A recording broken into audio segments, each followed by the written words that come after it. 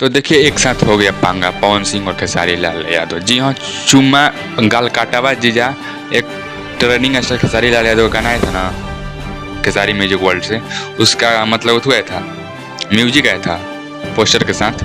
अभी गाने का वीडियो नहीं आया था। और काल पावर स्टार पवन सिंह का वेब म्यूजिक से आया आहो राजा, उसके साथ ट्रेनिंग स्टार खेसारी लाल यादव का आया था गाना गाल काटावा जीजा, दोनों ट्रेंडिंग में है। जी हाँ, 1-2 पर पवन सिंह है और 5-6 पर ट्रेनिंग स्टार खेसारी लाल यादव है।